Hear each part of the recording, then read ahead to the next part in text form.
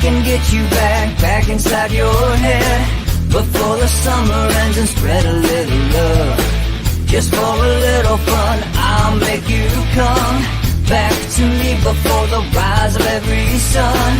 Baby, it's meant to be. I know you got a man, but he don't understand. You're gonna be a heartbreaker. You're such a love taker. So just suck me in and you can toss me like a cigarette. 'Cause I just wanna be a bad habit, yeah.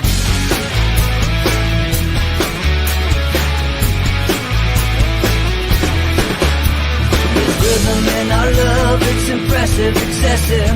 You can't make this stuff up. My chest beats, it's restless, wakes the neighbors up above.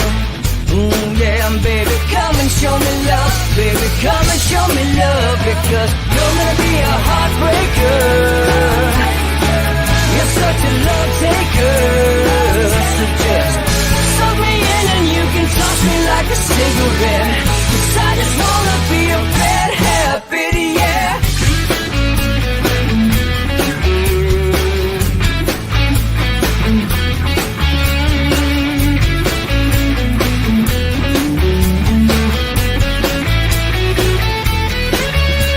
We can get on a plane and take a one-way ride. Steal us away to find a place we can hide. It wouldn't take much to disappear for a night, just to give in to the need and leave it all behind. 'Cause I know that you know that I know that you want me. You told me, now show me, come blow me away. 'Cause I know that you know that I know that you want me. You told me, now show me, come blow me away. You're gonna be a heartbreaker.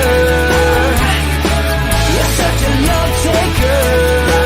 So just suck me in and you can toss me like a cigarette. 'Cause I just wanna be a bad habit, yeah. You're gonna be a heartbreaker.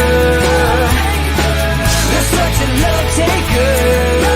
So just suck me in and you can toss me like a cigarette. 'Cause I just wanna be a bad habit, yeah. Suck me in and you can toss me like a cigarette. 'Cause I just wanna be a bad habit, yeah. All right, folks, it is Freewheeling Friday, May 22nd. You're watching Inside the Numbers with the People's Pundit. I am the People's Pundit, Rich Barris, and you guys can follow me on Twitter at Peoples_Pundit. All right, it is Freewheeling Friday. I have one thing I want to talk about today, and then I will leave the rest of the time, as I was getting yelled at to do yesterday, to handle the questions that I missed throughout the week. Like I said, it's going to be some changes here this week. So, I'm playing around here. I'm getting it right. All right. So anyway, I will leave that time for you. Today, I just want to talk about the lockdowns, really.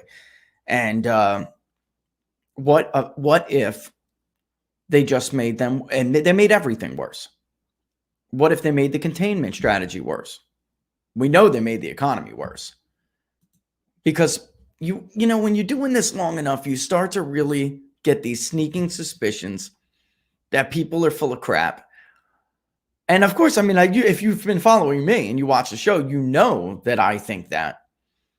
And you know that I think these lockdowns were a mistake. And every day that comes out, there just seems to be one thing after another that makes it worse.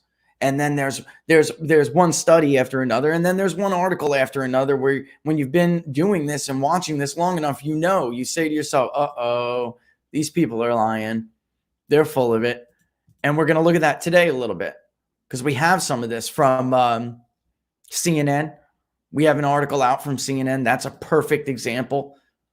We have something from the AP I want to look at. Normally we go over PPD stuff here, but I want to show you this because I think it really, it illustrates it, folks. It illustrates it. This is how you know when they know. And then unfortunately, you have one side that hurt and, almost essentially killed the economy and killed a lot of jobs. And then you have the alliance, the lockdown alliance. One side, they killed a bunch of jobs and they don't want to admit it. The other side killed a bunch of old people and they don't want to admit it. So then that leaves us with trying to get to the truth of this stuff. And it's going to be difficult to do so. So go ahead and get your questions in. I'm going to first start to, you know what? I brought up this JP Morgan study yesterday, but I didn't really get a chance to actually go over it. So I want to do that today too. We'll look at some small business stuff, but for the most part, I'll basically, folks, I'll read off some of this stuff, and you guys can direct this thing. I did see somebody say, "Man, I hope he talks about General Flynn." There's the Fox poll out there. I can touch on that too. I mean, it's Freewheeling Friday, so let's make of it what it is, right? What else? Let's see. What else could we do? I did have, again, that JP Morgan graphic. That's the stuff I want to talk about. The rest of it, yeah, I mean, look, unless, like we talked about the other day, folks, unless I am the one actually looking at the poll, it's hard for me. I know you guys want me to jump on these people and tell you whether or not you can trust this poll.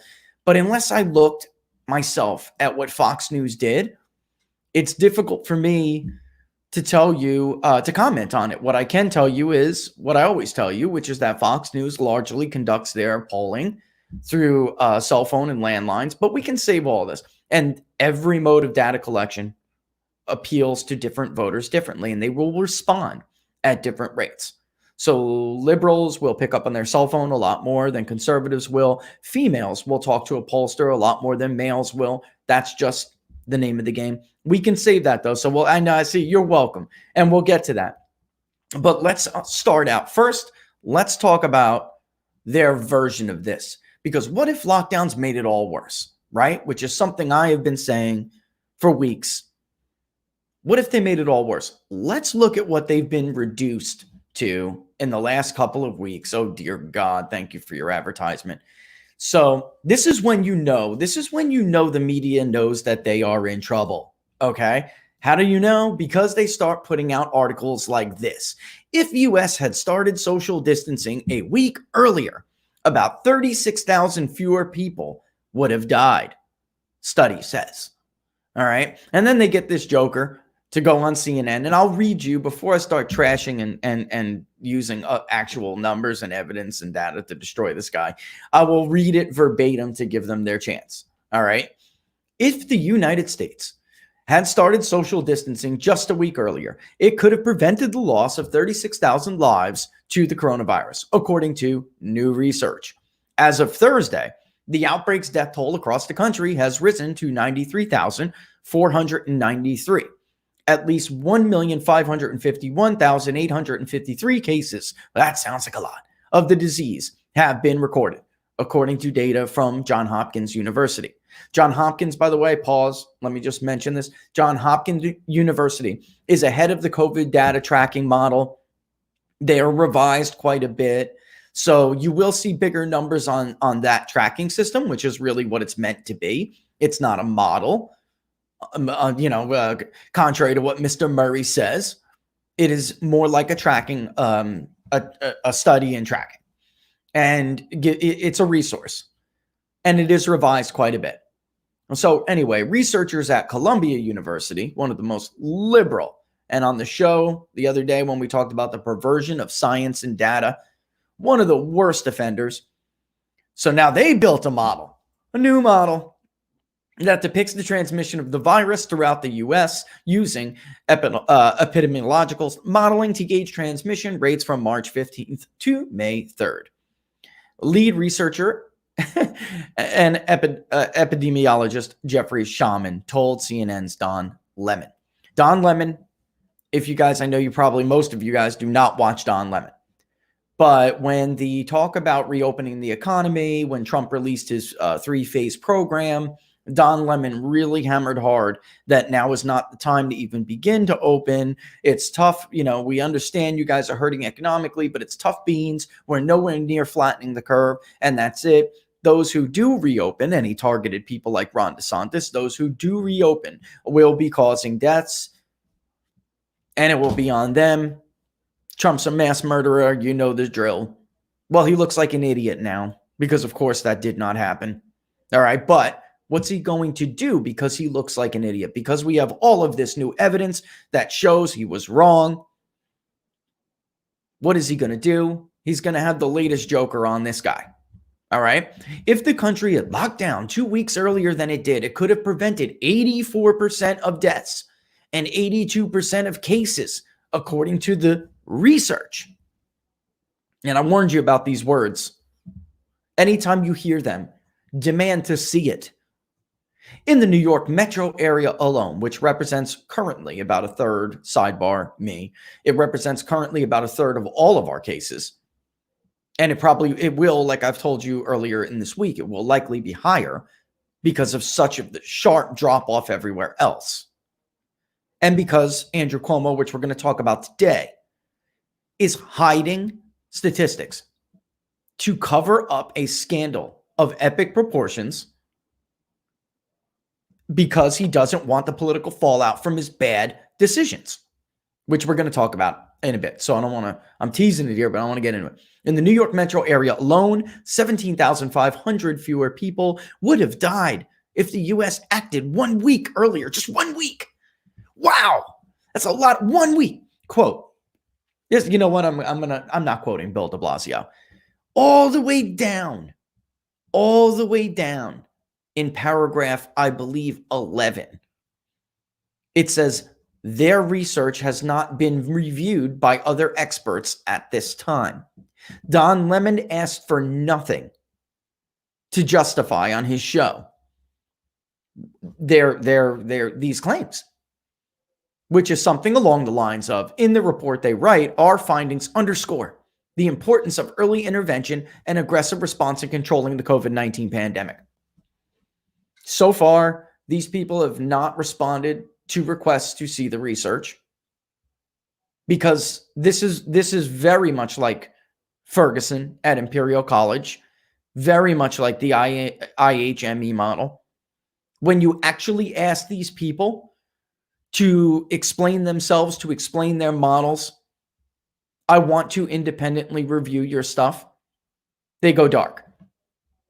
And someone like Don Lemon is looking for an excuse. He's looking to get himself out of his jam from lying to people for weeks and weeks and weeks. So he's not going to ask them. These people would definitely fall under the category of people. Actually, they fall under both. You have two people here, two groups of people, and some people overlap in these categories. Like I said earlier, you have the group that wanted to just, they're responsible for killing the economy because of what they had suggested to do. And then you have another group that's responsible for killing old people because of what they suggested to do. And then you have people like this that overlap in both these groups. Some people were making a good faith effort in that first group. And they wanted to prevent deaths. They wanted to prevent the spread or slow the spread of this disease. So they truly did think that these lockdowns were the best thing for people. Unfortunately, they killed the economy doing so.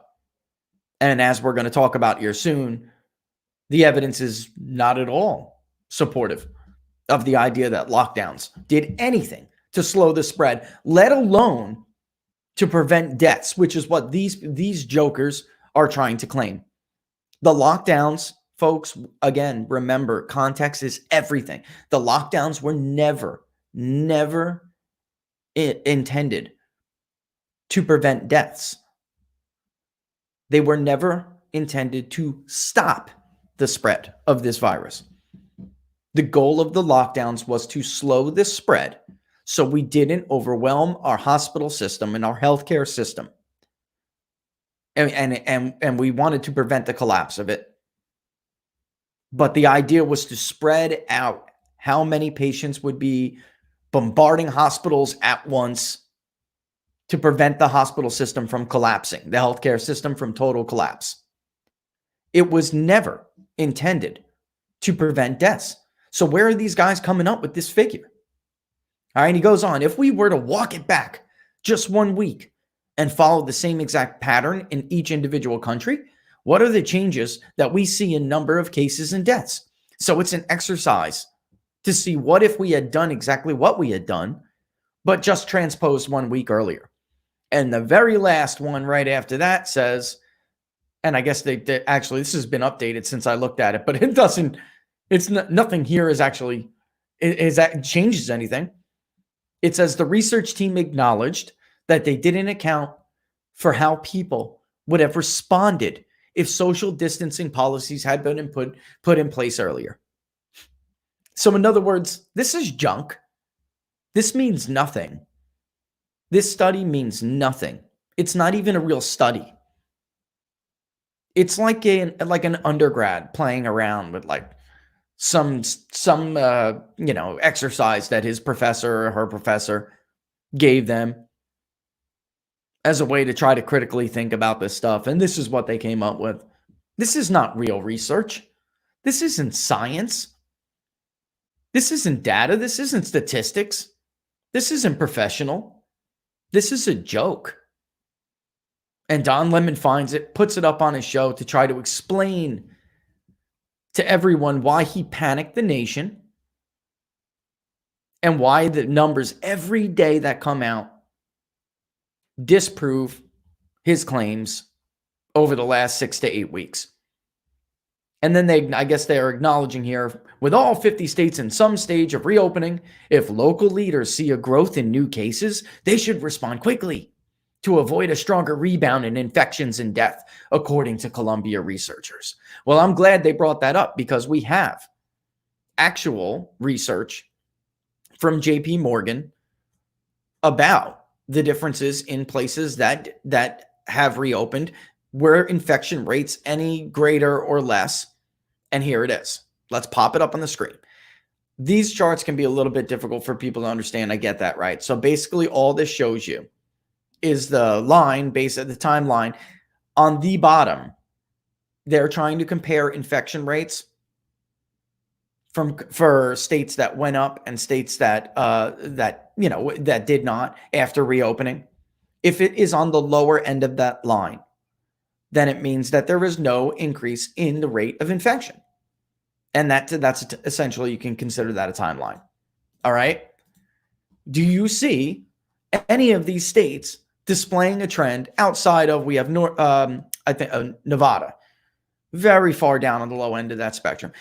Overall, what it says is, all right, is that there was no relationship between states reopening and new infections. And I'll read it here basically.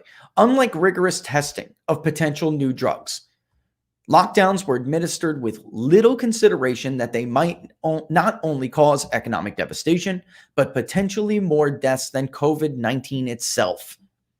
That's Marko Klavanovic, a quantitative strategist at JP Morgan and Chase. These are math guys, real math guys. And he's one of them. He is one of them. And this is what he's trying to explain. Is it? Critics of the lockdown have argued that they would also lead to an increase in mental health problems and prevent the detection of other illnesses as people visit doctors less often. That's me. Health and government officials, however, have maintained the toll of the virus would have been far higher without the restrictions than the nearly 4.9 million infections recorded worldwide. It would have led to about 330,000 deaths, which is their new number. If you remember, again, context is everything. Without social distancing and lockdowns, without these strict mitigation efforts, the models originally said we're looking at just under 2.5 million people dead. And then the IHME, we were looking at about 250,000 dead with mitigation efforts, with these strict lockdowns throughout this viral infection season. That's what they said. Now here we are. We're about at 90 now, but we're going to talk about whether or not the evidence actually suggests these lockdowns made things worse. Would we be at 90,000? And again, I have to assume that this death count is accurate, which I can't. Because if you're on hospice and you accidentally caught the coronavirus from somebody that Andrew Cuomo made go back to your nursing home facility, if you're on your deathbed anyway, you're counted as a coronavirus death. And we have been over this before. So let's today, just for the sake of an argument, assume that we can trust this death toll. Let's pretend like pneumonia, which in age groups in which COVID is not that much of a threat. Let's pretend like pneumonia is not being erased from this season because they're being lumped in. Those deaths are being lumped in truly with COVID deaths. If we look at under age 25, we can see that, and we have. I've showed you that. Let's pretend for a second none of that is going on, and let's give it to them, and let's assume that we can trust that number. Would there be 90, 93 if New York, who is more than a third of that, or roughly a third of that right now, if New York didn't do what New York did? With 70% of deaths being the result of nursing home and long-term care deaths, would we have 90,000 deaths if Governor Wolf didn't do what Governor Cuomo did? At 40 to 60%, depending on your estimate, in New Jersey, would we have 90,000 deaths if Governor Murphy didn't do what Governor Wolf and Governor Cuomo did and trap these people with this infection that resulted in their death? Would that have happened? All right, let's look at it. Let's see. New York, which is the country's biggest, densest city and an infection hotspot, is working toward a partial reopening in June, thanks to compliance among the city's 8 million residents with shelter-in-place orders, social distancing protocols, and facial mask guidelines. That's Mayor Bill de Blasio's take on this. But J.P. Morgan disagrees. And he brings up, Klavanovich brings up what we have talked about all week, which is the case of Florida. Infection rates have continued to decline virtually everywhere. But in the state of Florida, we have it presents such a great example of what may happen if you don't listen to those people. Remember Governor Ron DeSantis the other day, what he had talked about. As a matter of fact, let's let him remind us. If you watched yesterday, I apologize, but I think this is worth repeating. Let's let him remind us. Our data is available. Our data is transparent. In fact, Dr. Birx has talked multiple times about how Florida has the absolute best data. So any insinuation otherwise is just typical partisan narrative trying to be spun. And part of the reason is that because you got a lot of people in your profession who waxed poetically for weeks and weeks about how Florida was going to be just like New York. Wait 2 weeks, Florida's going to be next. Just like Italy, wait 2 weeks. Well, hell, we're 8 weeks away from that, and it hasn't happened. Not only do we have a lower death rate, well, we have way lower deaths generally. We have a lower death rate than the Acela Corridor, D.C., everyone up there. We have a lower death rate than the Midwest, Illinois, Michigan, Indiana, Ohio. But even in our region, Louisiana, Mississippi, Alabama, Georgia, Florida has the lower death rate. And I was the #1 landing spot from tens of thousands of people leaving the #1 hot zone in the world to come to my state. So we've succeeded, and I think that people just don't want to recognize it because it challenges their narrative, it challenges their assumption, so they got to try to find a boogeyman. Maybe it's that there are black helicopters circling the Department of Health. If you believe that, I got a bridge in Brooklyn I'd like to sell you. Last question. And if you watched this yesterday again, I'm sorry for playing that again, but it's so important. It really is, because they did. They droned on and on about how Florida was going to be the second coming of New York. And at this point in the game, we're at the stage in the game where we're going to see articles like this from these, one chump researcher after another who refuses to share his actual data with the media. Like we saw on CNN, that's what that article is. That's what those interviews on Don Lemon are. Those are manifestations of the media refusing to admit that they were wrong. And look, this is not just a left or a right thing. Like I said, there are people on the right too. They were just so willing to support. They're always just so willing to support Donald Trump and what he does that they really don't question it. And Donald Trump continues to make those claims that we have hammered him for making. But yesterday in Michigan, if you guys didn't hear him in Michigan, and we're going to talk about what he said, he was talking about the churches being opened. I want to go over that too, actually. But he knows this. He knows it by now. That's why he told the reporters, if there's a second wave, we will not be locking down again. Now, the governors can try to do whatever they want, but he made it very clear that the governors who continue these strict lockdowns are hurting their people. They're hurting their economies. They're hurting their own states. And it's not supported by evidence, the decision to do this. So while he drones on about how, well, if I didn't do this, there would have been millions of people who would have died. He keeps using these things, which he should absolutely stop using because his own supporters know it's not true. But at least we're at a point now where he's saying, we got to get the schools open. We got to get the churches open. His initial instincts were always right. What are the long-term damages from this? Church is really about community and fellowship. And he said it's so, and I don't want to get ahead of myself here. We'll talk about this article. Actually, let's talk about it now. Let's bring it up now. We can. Basically, though, let me wrap up this JP Morgan study, though. What this study is showing you is that there is simply no relationship between increasing rates of infections and loosening restrictions from the lockdown. In fact, there really is none here. Kristi Noem in North Dakota was berated right through the coals. Look at this. I mean, there is no increase in the rate of infection.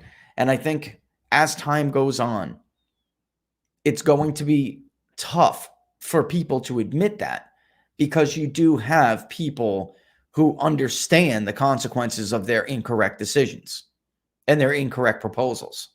Of course they do. Fauci calls it economically convenient. But there are people who supported the president who took Fauci's word for it. And others like him. I'm not going to just hammer Dr. Fauci here. I'm not on that train. The bottom line is a lot of people supported what was essentially an ahistorical policy that was not supported by any real data that we had. And people keep saying to me, well, if we only had better numbers, we did have better numbers. We did. We've gone over it with you. Do we have that graphic still? I think we still do. We did have better numbers. We absolutely did. We didn't have a lot at the time, but what we did have suggested that there was just simply no evidence to support this. And yet we went through with it because in times of crisis, it's easy to get people to do stuff like this. That's the unfortunate truth. We had other data that suggested it won't do anything if we close schools. We didn't have much from the actual coronavirus itself because it was novel, right? But it was in essence nothing more really, or not nothing more, but it shared a lot of similarities with the SARS outbreaks that we had seen in the past. And what happened? We closed down our schools, we stunted our children, and the result of serology testing eventually supported the studies that we had seen in the past, which concluded that school closures will do little to control the spread of this virus. Why? Because the viral load in children is simply not that high. It's not high enough to pass to adults. Now, are there exceptions to the rule? Of course. Are we going to stop? There are always exceptions to the rule. You don't make public policy. I hate to tell people this, but public policy is built around generalities. You can always find an exception to the rule. But you use statistics, you make general assumptions based on the findings of, based on empirical data, and you make general, you propose policy based on generalities, what that evidence shows. And the evidence showed that children simply don't carry a high enough viral load. And by the way, one more thing, because looking at comments, another reason why Florida is such a good example is because unlike some of these other states like California and New York and Washington, our serology testing didn't show as high levels of asymptomatic carriers than some of these other states. So in other words, when we're doing serology tests here, our numbers that return people who didn't know they were infected, but in fact were infected, has been rather low in areas around Palm Beach and Miami They weren't as high as some of the areas in New York City, some of the areas in Los Angeles, by the way, in California, Los Angeles, Santa Barbara, or was it, or Santa Clara, one of those. In Florida, there was still a population of people who could, much lower serology, which means there's much more people who are at risk of being infected. And yet we did not see those infection rates skyrocket. That simply just didn't happen. Right? All right. Yeah. Oh, there we go. All right. I will, once again, I will answer all these questions later when we get there. Let me just blast through my little thing. It is already 10:30. So it is 10:30, folks. We're going to return to this in a hot minute. You're watching Inside the Numbers with the People's Pundit. I am the People's Pundit, Rich Barris. You guys can follow me on Twitter at Peoples_Pundit right there. All right. If you're watching on YouTube right now, do not forget to subscribe to the YouTube page. That is great. And turn on your little notification bell that will alert you before we go on. If you're watching on Facebook Live, like the page People's Pundit Daily, and then mosey on over to YouTube to subscribe to the YouTube channel. And YouTube subscribers, obviously, if you're a Facebook user, mosey on over to Facebook and go ahead and like the page People's Pundit Daily. And Periscope users, I just blasted you guys the YouTube comments. So after the YouTube URL. So after you're done liking and following, don't forget to mosey on over there and like the page anyway. Stream is much better. Ultimately, the best way to support the show is to subscribe to People's Pundit Daily, which you can do by going to pbdnews.us/subscribe. You know, in case you guys haven't figured out the theme yet, most of, not all, but most of the stories that we talk about on the show are data-driven stories that come from People's Pundit Daily. So we are a data journalism website. We talk about stories. If big data is big news, that's how we feel. So if it's a record, we will cover it on People's Pundit Daily. If it's a trend, we will cover it on People's Pundit Daily. If there is empirical evidence to suggest a policy is smart or stupid, we will cover it on People's Pundit Daily. Like we covered indoor transmissions being the top category for infection risk, the top category for outbreaks, environmental outbreaks, which would have suggested sticking old senior citizens in nursing homes, trapping them there while forcing those facilities to take infected people, all because you falsely believed that hospitals were going to be overburdened and overwhelmed, was a bad decision. And again, it's important to, that's right. They were unnecessary. Which, by the way, the director of public health in Florida gets to whisk her mother out of there. She got to whisk her mother out. They don't have to follow the same rules that you do. And we, as we were talking, I was talking with the ambassador a few weeks ago. If you guys saw that show, she can't even go there and take her mother for a walk. She's trapped in a nursing home too. Just like many of you have parents or grandparents that are. Yeah, did I say Florida? Thanks for the correction, Obi. If I said Florida, I meant because I'm from Florida, but I meant the Pennsylvania director of public health. You know what? Let's just so we make sure. There you go. Tell me that's not the result of tell me that decision. Tell me that appointment. And here I go. I'm about to get in trouble. Tell me that appointment wasn't the result of some liberal dogma, a belief in some liberal dogma. Was that really the best, most qualified person for the job, or was Governor Wolf just trying to make some kind of a statement? Look at me, how progressive I am. I'm going to hire a transgendered person for my cabinet. Yeah, that's right. Yeah, that's what I'm saying. I actually, the day we did that story, I didn't know that. And then somebody told me after the show. I mean, really, it shouldn't matter, right? But in the end, can you not, they get a double standard. They made that, and she was so sure of herself. She was so sure. He was so sure of himself, whatever, I'm going to dead name anybody, right? Don't dead name anyone. You're not taking my truth away. You're not taking my truth. Got it? My truth meaning the truth. They all were.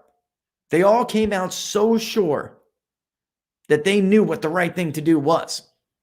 We're in a crisis. Don't worry, the Leviathan's here to help. We're going to do the right thing. We know what to do. You just shut up and listen. Because we're going to make the right decisions for you and your stupid family. And when asked about the double standard, the response says it all. The response was, you know what, my mother is, she's smart enough. She's more competent to make her own decisions. So, you know, when she tells me that she wants to go somewhere else, we're going to go. She's going to go. As if what? Your mother is smart enough than everybody else, smarter than everybody else's? Your mother is more competent than everybody else's? So that's why she gets the double standard? She gets better treatment than the lowly serfs do? Her mother wasn't trapped in a nursing home to die. Which brings us to our next. Let me buzz through this next one. I want to get rid of this. The bottom line, I was showing you that story before because I want to wrap this up. I want to get to what you guys want to talk about today. So I'm trying to go through this material without going too fast. But the point of that story is that there was never any serology testing to support the idea that it was going to be okay to close schools because we were saving lives. It was justified. It was the right thing to do. There was never any serology testing to back that up. And if we were going to look at what the coronavirus was, which was really a severe acute respiratory syndrome, like, guess what? SARS. We did have data from prior outbreaks with SARS in Asia, and that showed that the school closures did nothing to prevent the spread. And they looked at school closures in those studies. They looked at school closures with other diseases as well. It's just that they took a good deal from the SARS outbreak because they wanted it to be comparable. But they did look at other outbreaks as well. And by the way, it is not uncommon for that to be the case. That may, coronavirus may be novel, but this was not a novel concept. With the flu, very different, seasonal flu. Children, schools do act like a petri dish of sorts, but we're talking about different diseases. And in the case with SARS, and as we now see with COVID, because serology testing is backing it up, they don't carry a high enough viral load, which is why they don't get that sick. Can you find some sick kid? Of course, just like everywhere else. But if you read that story, follow the link right to the CDC burden estimates, and you will see that the common seasonal flu is about 25 times, at least at this point. I haven't looked at it in the last day or so, but at least 25 times more deadly. Pneumonia, it takes a lot more kids. Far more. It's not even it's not really even, they're not comparable. It's not even close. The reason why coronavirus isn't that deadly to children is because their viral loads are not high enough to make them very sick, which is why they don't spread it to adults. All right, which brings us to who does it spread to. This thing we knew from the jump was always more deadly to older Americans. In fact, from the beginning, they told us, really, that's the only person it is dangerous to. The flip-flopping on this thing has been amazing. Rivaled only by how amazing the hubris has been among these so-called television experts who told us one thing in February, March, and then another thing in late March, April. They really couldn't make up their mind. Fauci among them, who told us that China was trustworthy, who told us wearing face masks, not necessary. Now it's necessary. The hubris has been one of the most surprising things to me. But one thing they have gotten right is that how dangerous this thing has been to older Americans and Americans with underlying conditions and comorbidities, which made clear when you looked at the empirical data on where people catch this thing, almost everything pointed to stuffing old people in nursing homes and keeping them there being a very stupid idea. And yet, this is what they did. And Andrew Cuomo went from not acknowledging it was a dumb idea, in fact, saying it was the correct thing because we can't have hospitals overwhelmed, to it being the nursing home's fault, to now it being Donald Trump's fault and the CDC's fault. Whatever helps you sleep at night, Andrew. Whatever helps you sleep at night. But imagine if, it's time for our favorite Imagine If game. Imagine if Donald Trump had issued an executive order that resulted in the deaths of thousands of senior citizens, and then he tried to hide what he did from the rest of the country. And they were, let's just put him as the governor of New York. They were slowly reporting some of these deaths in nursing homes, which they took a long time to do, even in the beginning. That's why New York jumped about 4,000 and change in one day when it looked like they were on their way to flattening the curve, because it was spread out over the period of 4 weeks. It was data they simply didn't report. And now we have this story from the AP, which good for them. Look, we can criticize media when it's due, when they deserve to be criticized, but we got to give them their due credit, right? When they deserve their due credit. And the AP has been trying to track down. They have been trying to track down these numbers for weeks, and they haven't been able to do it because Andrew Cuomo has been doing his level best, his damnedest to hide it. All right. So look, I see that's a good tweet, Obi. We'll get there. Again, I'm going to try to blaze through this material because we're almost through the first hour and leave largely up to what you guys want to talk about. But right here, the AP is estimating because they don't know for sure. This is the result of reporters. You can see there are 3 reporters on this article. This is the result of these reporters doing what reporters are really supposed to do, which is wear out the shoe leather.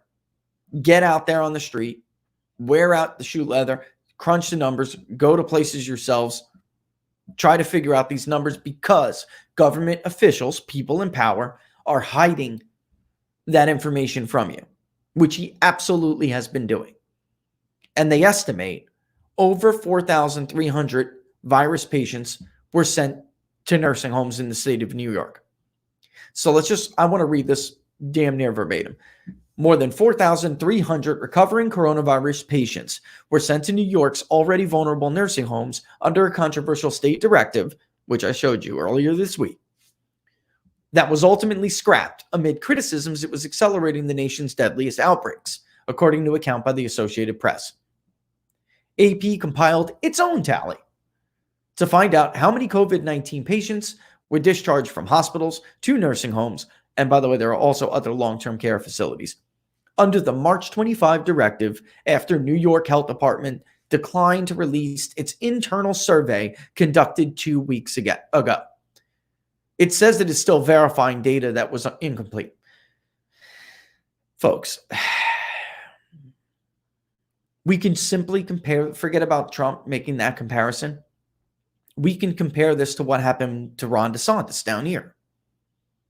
He didn't even try to hide the data. All he did was instruct the Florida Department of Health not to allow people to export the data off the dashboard until they verified with other sources.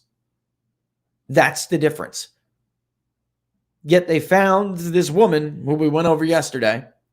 I won't even name her again, who had this background. She should not have even been until those cases were adjudicated. Again, everybody makes mistakes. Everyone deserves second chances.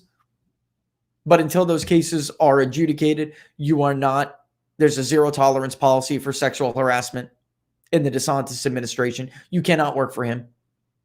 And the other charge was cyber stalking. You can't make this crap up. That's the hero. That's the media hero that they found to herald and twist and, try to spin some crazy idea that Ron DeSantis was either misleading or hiding data in an effort to make it look like the reopening of the 64 out of 67 counties was doing better than it actually was. That's crazy. That never happened. It's patently false. But all he did was instruct them not to let people export it. So if the AP comes along like they are trying to do here, they just want to report how many patients were sent to nursing homes. They wouldn't have been able to go to the dashboard and export that information. But they would have still been able to look and see the information. It would have been a lot easier for these three reporters for the AP to write up a story on Florida like this, because those numbers are widely available. But here, New York, the state of New York is actually refusing to release it. They claim it's because they want to verify it. This is not the first time they have held COVID data back from the media. This isn't even the first time they've held it back with this kind of, with this line of questioning. They hid how many people died in nursing homes for 3 weeks almost. So anyway, moving on here. Whatever the full number, the total number, nursing home administrators, residents advocates, and relatives say it has added up to a big and indefensible problem for facilities that even Governor Andrew Cuomo, the main proponent of the policy, called, quote, the optimum feeding ground for this virus, unquote. And weeks ago, not just nursing homes, the idea of forcing healthy people who may still be asymptomatic in with other more vulnerable people as the result of a lockdown may have not been the best idea. That's what he said weeks ago. He himself admitted it. So understand they knew it. So when they pretend like there wasn't any evidence and there weren't any arguments in opposition to what they were doing, know they are full of crap, that they are lying to you. Because of course he knew. That's why he said maybe doing this wasn't a great idea. That's why he said about nursing homes, the optimum feeding ground for this virus. They just want to now pretend like the evidence was overwhelming in support of lockdowns in the beginning, when it in fact was not. And no, I'm not going to talk about that case specifically because I'm not going to use somebody. I can see that. I saw that comment. If she wants to come on the show and talk about what happened to her family, then maybe then I'll talk about it. But I don't know her and I don't know her situation, and I'm not going to advance my argument by talking about her. I tweeted about it yesterday. If you guys want to go watch it on Fox, you can watch the clip on Fox. Very sad. But I'm not going to bring up her specific case. It was the single dumbest decision anyone could make if they wanted to kill people, Daniel Arbini said of the directive, which prompted him to pull his 88-year-old father out of a Brooklyn nursing home where more than 50 people have died. His father later died of COVID-19 at home. This isn't rocket science, he said, and it's not. You don't have to be a public health expert. It wasn't rocket science. We knew the most vulnerable, the elderly and compromised, are in nursing homes and rehab centers. Amen, man. Amen. We knew this, and we also knew or had strong indications, because we didn't, in the very beginning, we didn't have a lot, we didn't have numerous studies, but the studies we did have, which were of thousands of patients, told us that this was the worst possible thing we could do to the vulnerable, or anybody for that matter. And then, by the way, everyone is locked in, and they're only allowed to go shopping for food. So you have everybody locked down in with each other, exposed to repeat interactions, repeat contacts with the infections. And then the only place 4 weeks they were allowed to go was to the grocery store to go shop for food. forcing everyone in the public into a small area, touching the same items, and then having them go back and locking them in with vulnerable and non-vulnerable people all over again. We did have a strong indication that may be the dumbest thing in the world we could think to do. Told of the AP's tally, the health department in the state of New York said late Thursday that it can't comment on data we haven't had a chance to review, particularly while we're still validating our own comprehensive survey of nursing homes, admission and readmission data in the middle of responding to the global pandemic. This is what they do every time you catch them. They use words like our own comprehensive survey, more competent. They try to cast themselves as whatever it is you think you know. It's not, you're not as smart as us. So listen, get with it. This is how we roll in a crisis. This is how the crisis goes. Sit down, shut up, follow the crisis, follow the rest of the sheep, follow the herd, fool. This is what they do. They all use these great words, but they never actually offer any of that science or data to back it up. There was no empirical evidence in that CNN story. They didn't go on Don Lemon and tell those people how they came up with this crap. And the New York Department of Health just doesn't feel obligated at all to explain themselves to the Associated Press. Cuomo, a Democrat, on May 10, reversed the directive. Must have been because it was such a great idea. These idiots still defending this. It must be that he reversed his order because it was a great idea. Makes a ton of sense. He reversed it, which had been intended to help free up hospital beds for the sickest patients as cases surged. But he continued to defend it this week, saying he didn't believe it contributed to the more than 5,800 nursing and adult care facility deaths in New York, more than in any other state. Even the 70% in the state of Pennsylvania, 70% of total statewide deaths coming from nursing home and long-term care, even that doesn't total up to nearly 6,000. And that's because they simply didn't have that many deaths, as many as New York. We're looking at about 3,000 there. And he says that nursing homes should have spoken up if there was a problem. You believe this crap? Any nursing home could just say, I can't handle a COVID person in my facility. No, they couldn't just say that, moron, because you signed an executive order forcing them to take it. And there were people speaking up.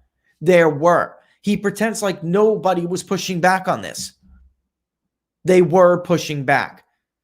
Family members were pushing back. Residents were pushing back.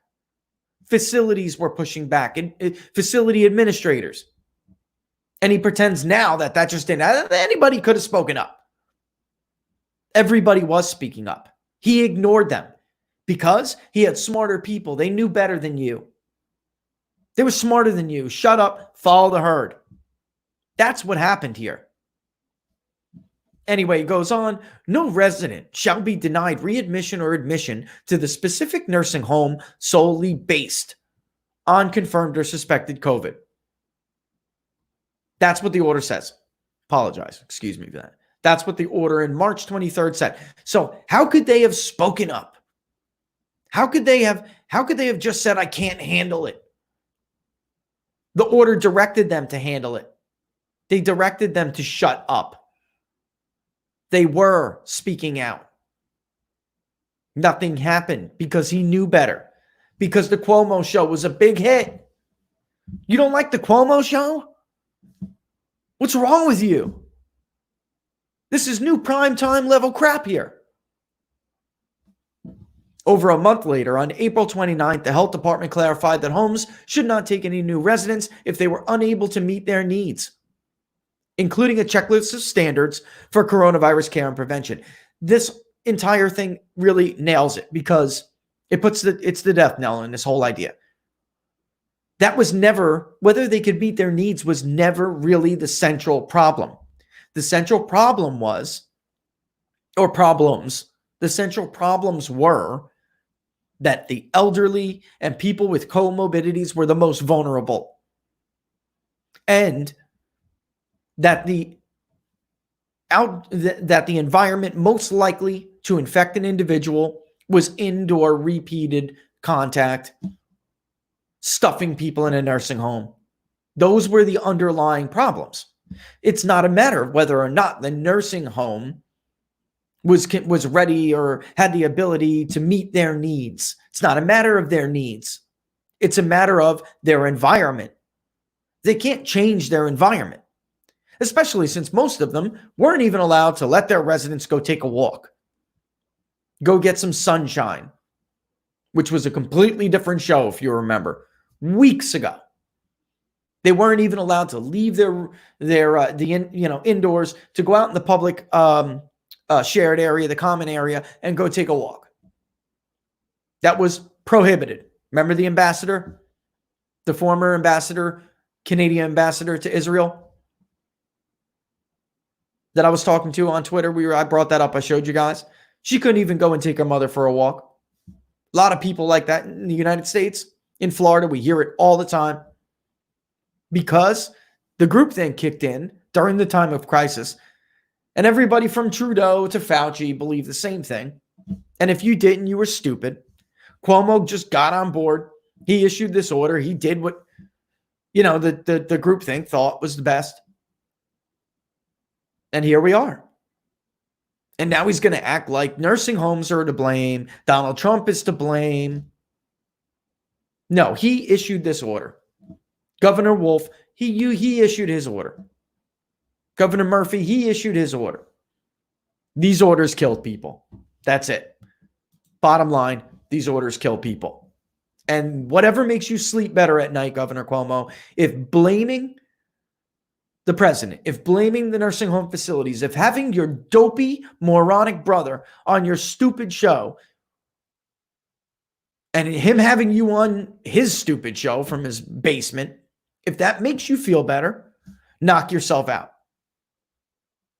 But remember, there are people out there who don't appreciate the smiles.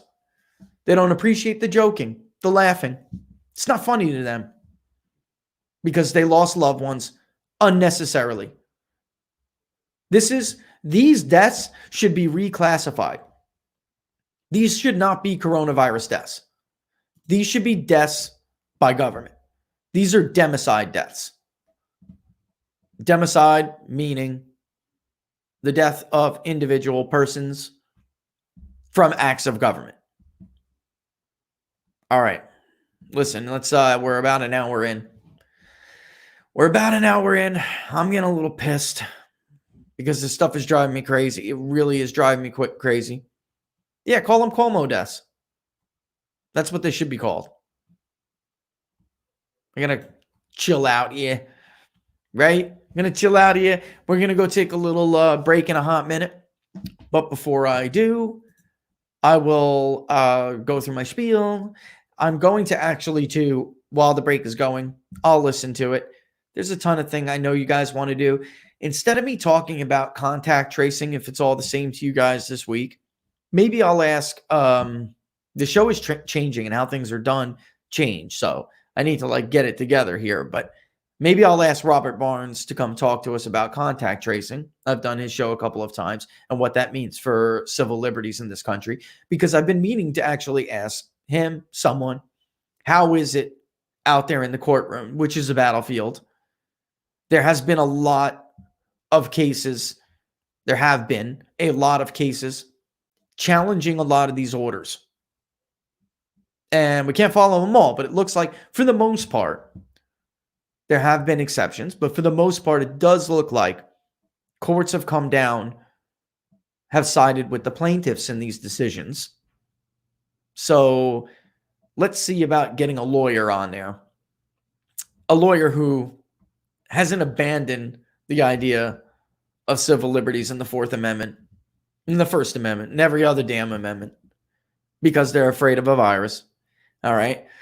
So it's just about its 4 seconds. 3, 2, 1. All right, folks. It is 11 o'clock on Friday, Freewheeling Friday, May 22nd. You are watching Inside the Numbers with the People's Pundit. I'm the People's Pundit, Rich Parrish. You guys can follow me on Twitter right there at Peoples_Pundit. If you're watching on YouTube, do not forget, folks, to go ahead and subscribe to the YouTube channel. All right. That is also, too, where you can hit your little notification bell, and it will tell you when we are going up live so you don't miss anything like you will start to miss next week. All right. Also, too, if you watch on Facebook Live, don't forget to go ahead and like the page, People's Pundit Daily. That will also notify you when we're going live. But wherever you are, mosey on over to the other one and go and like the page, subscribe to the YouTube channels. All that stuff now, too, is down there. If you're a YouTube watcher, it's down there in the area where the info is on the show. The best way, of course, to support the show is to subscribe to People's Pundit Daily, which you could do by taking the short link, zipping on over there, go to ppdnews.us/subscribe. ppdnews.us/subscribe. It is, I got to say something on Memorial Day here in the wake of all this crap going on, and we will. But, we just, before I go to the break, we just want to say, remember what Memorial Day is about. All right. We all like to have fun, I'm sure. Everybody likes their barbecues. But, maybe we're talking about nursing homes. Maybe a veteran who is in a nursing home. Give him a call, her a call, whoever it may be. I'm telling you, that phone call would be so much appreciated, just like it is for your parents and your grandparents that you may or may not be, calling at this time. It's not just a matter of the physical impact of this stupidity. It's the mental impact as well, which we talked about when we were talking with that ambassador. It's the mental impact. It would mean the world, like it does for your mother and father. Too, if you know a veteran who is maybe even just alone, it is Memorial Day. Don't forget what it's really about. And 5-10 minutes of your time having a phone call, it's not going to be, that's not a lot of time to say thank you. To say, you know what? Thank you. All right. So anyway, I'm going to hit the break here. I'll be back in a few minutes, and I'll be reading your stuff when I do. So we'll pretty much let you direct it. All right, folks, I'll be back. All the best. See you in a minute.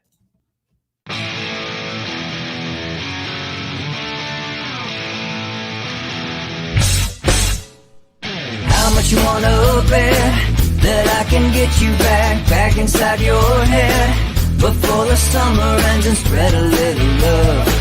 Just for a little fun, I'll make you come back to me before the rise of every sun. Baby, it's meant to be. I know you got a man, but he don't understand. You're gonna be a heartbreaker. You're such a love taker. So just suck me in and you can toss me like a cigarette. 'Cause I just wanna be a bad habit, yeah.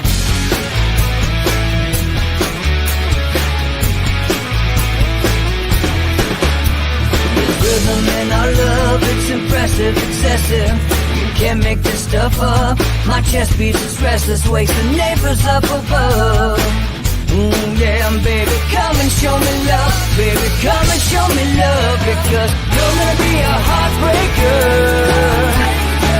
You're such a love taker. So just suck me in and you can toss me like a cigarette.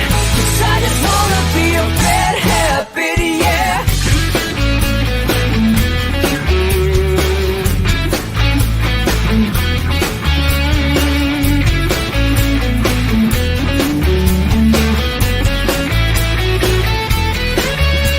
We can get on a plane and take a one-way ride. Steal us away to find a place we can hide. It wouldn't take much to disappear for a night, just to give in to the need and leave it all behind. 'Cause I know that you know that I know that you want me. You told me, now show me, come blow me away. 'Cause I know that you know that I know that you want me. You told me, now show me, come blow me away. You're gonna be a heartbreaker.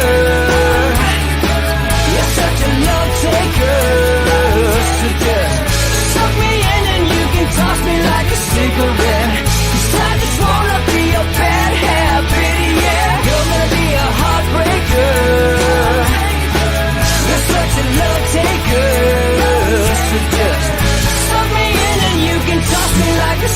yeah. 'Cause I just wanna be a bad habit, yeah. Suck me in and you can toss me like a cigarette. 'Cause I just wanna be a bad habit, yeah.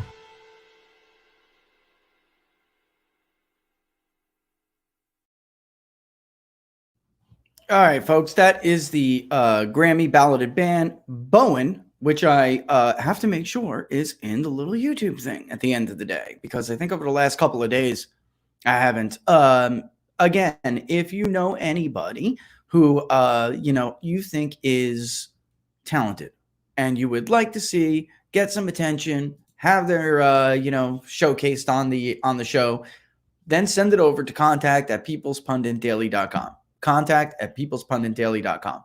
We will listen to it.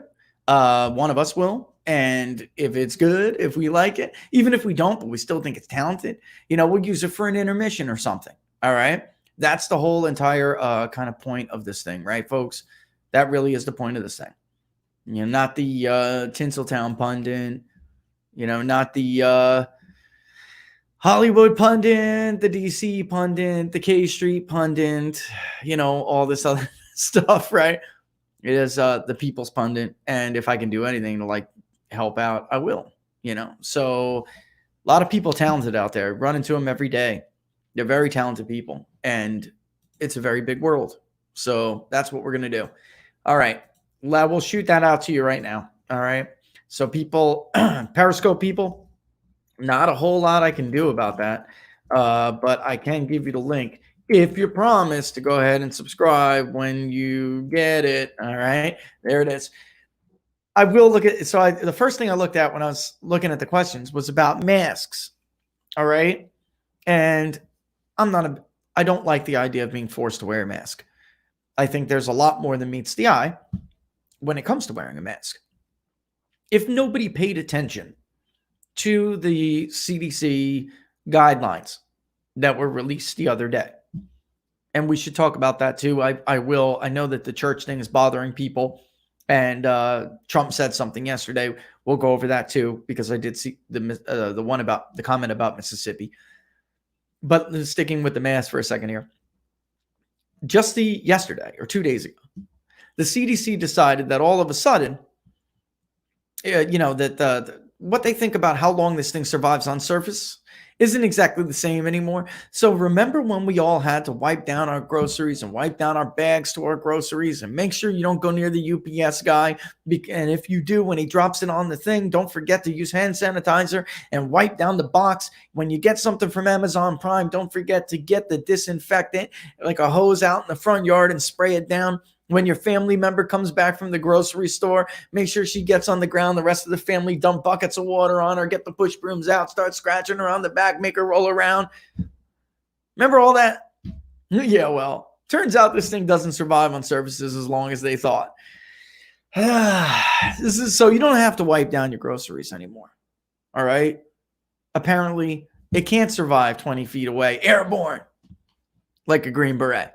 It doesn't paratroop in from the vent in the supermarket, land on your cantaloupe.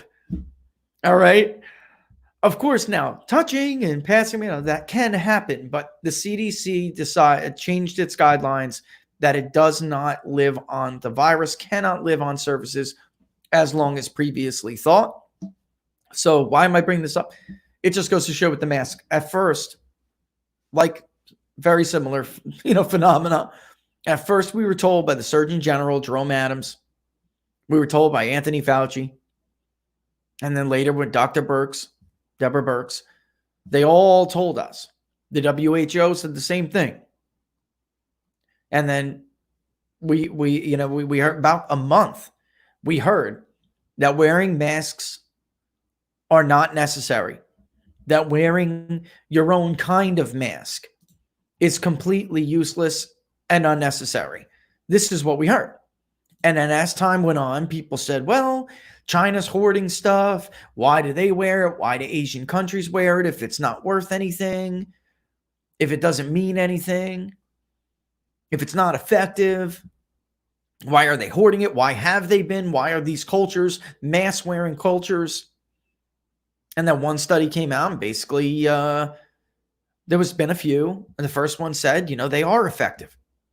We immediately, and we're in a city where a lot of the economy is healthcare driven. We have a big veterans hospital. We have a university hospital. And then we have a separate hospital, which is privately funded. Basically, here, the economy is healthcare, professional services, and education. That is my city's economy. And the supporting industries that take care of these people, like whether it be whatever, landscaping, HVAC, electrical, not take care of. I mean, they service them. Mostly, this is a professional economy and a liberal one. And here, I told you about how it's done, but we have a lot of people that we can call here.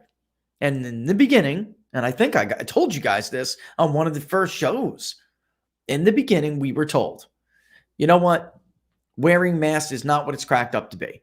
First of all, we don't know how big the virus particles are yet. It's a novel virus. If it's anything like SARS, then they're very small.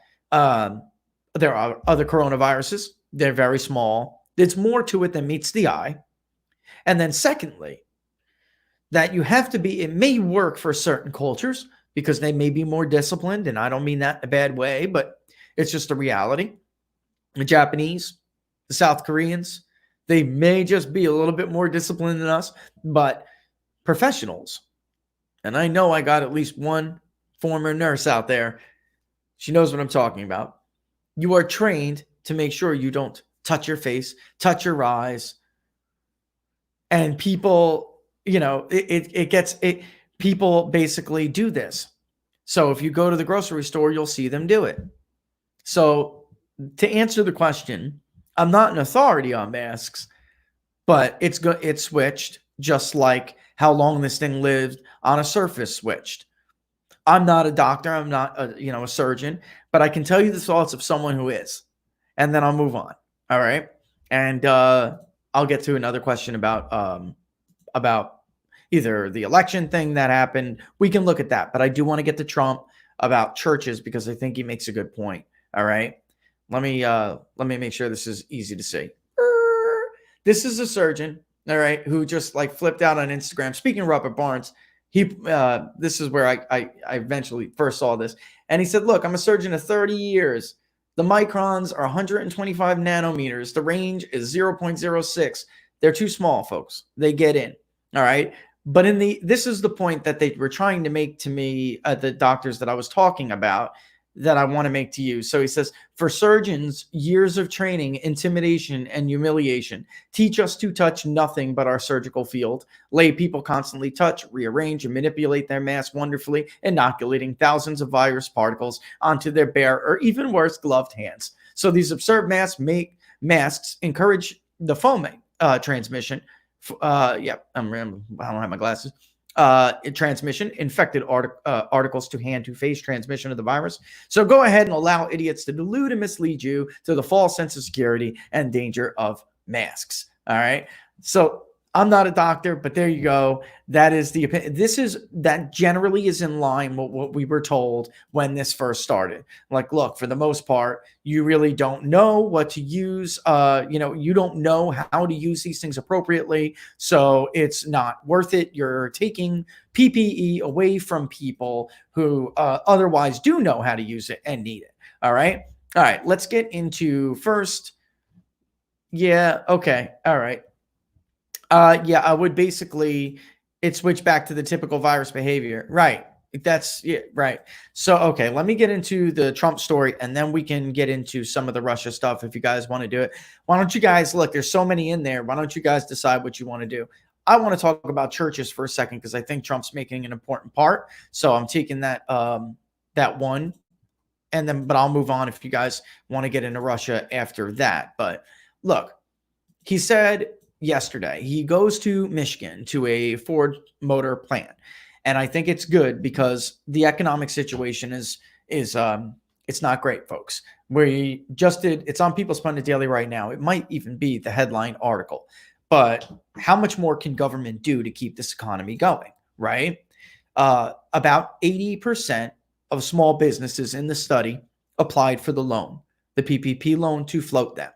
About 90% of those who did apply got the loan, and most of it were dispensed in April or May. So Trump says yesterday in Michigan, no, even if there's a second resurgence, we cannot close down this economy again. So this gives me at least a little bit of confidence that he's going to listen to his instincts, which he should have listened to in the beginning. But somebody asked him about churches too. The CDC soon, which is really the question here, I think it will be today if they didn't do it late yesterday, and I haven't looked. But the CDC, and he mentioned it yesterday in Michigan, will release new guidelines for churches to reopen. So he pushed for it when the media asked him about it. And they will come out. He said, all right, look, we've got to open our churches. I spoke with the CDC, and I think they're going to put out something later today. We had heard it was going to be today, but he said later today, so that's why I just said what I said. It is possible that in the end they did that. They put it out last night. I just haven't seen it yet. But we expected it today. The president said later today. But in the end, and this is something we could talk about with the guest, but in the end, this pandemic has tested, from civil liberties, from religious freedom. I mean, just about every single right that's outlined in the First Amendment, from the right to petition your government, which is to protest, to peacefully assemble and protest. All right. So what Trump said, and I think it's important here, I want to just get down to this. They're so important to the psyche of the nation. I think churches are essential. That's what he said. And there's a lot of, what is that? There are going to be left-wing people who don't like that. They don't think churches are essential at all. They think religious people delude themselves. And then you're going to have religious people who say to themselves, you know what? Religion and faith are like Washington said, indispensable supports to a republic. Morality and religion are indispensable supports.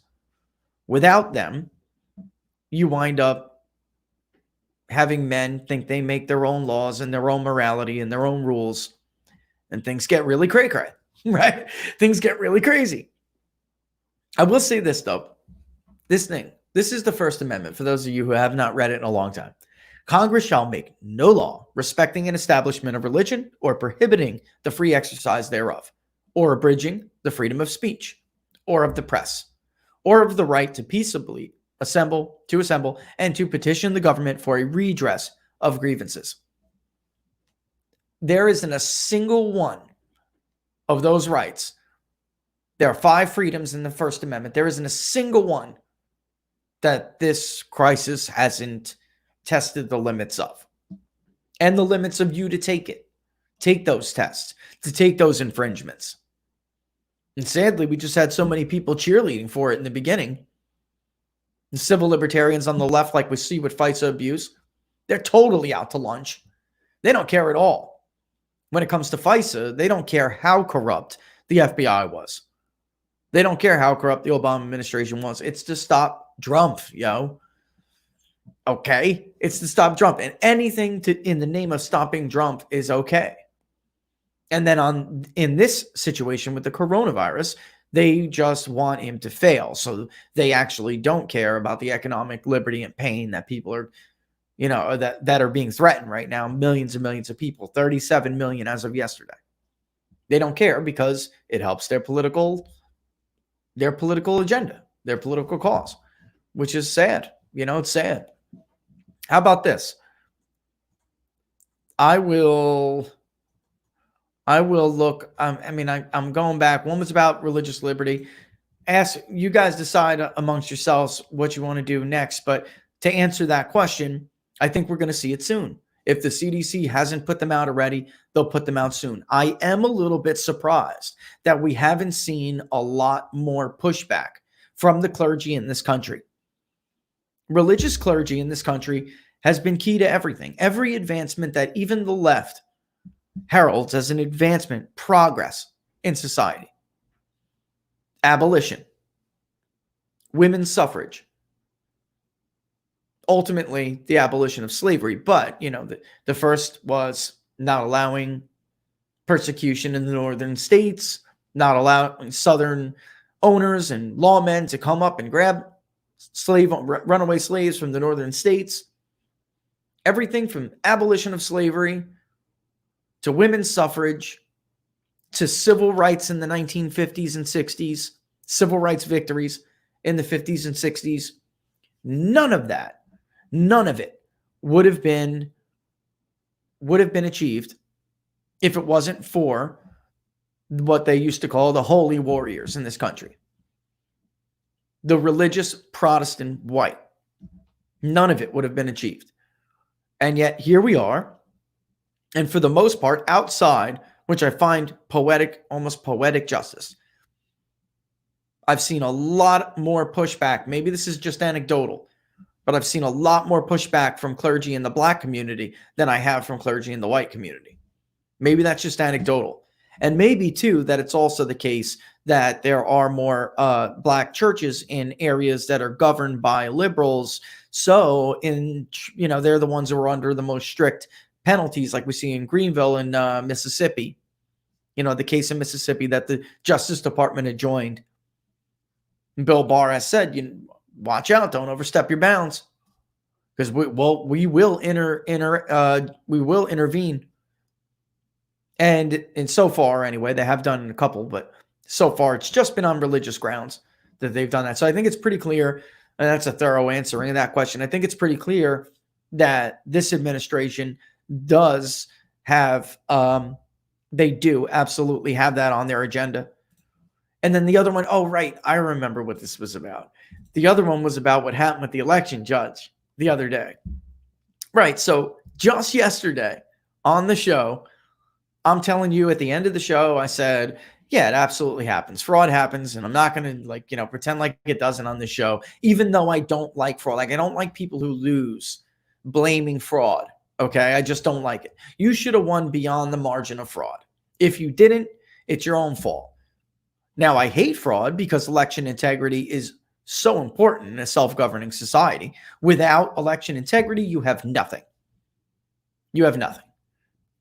And anyone who served in the military, to reiterate what I said yesterday, if you have seen some of these emerging democracies that the U.S. kind of, nation builds, Afghanistan, Iraq, then they're not allowed to conduct elections in a third world manner like we do. And they're certainly not allowed to do absentee ballot, mail-in voting. They're not allowed to do, early voting. They get a purple finger when they're emerging democracy. That's the vote they get. Wait online, cast your ballot, get a purple finger. If you didn't, then you don't have skin in the game, so you didn't vote. You didn't find your civic duty important enough to vote. So tough. And that's how it goes, which is what the founders believed, by the way.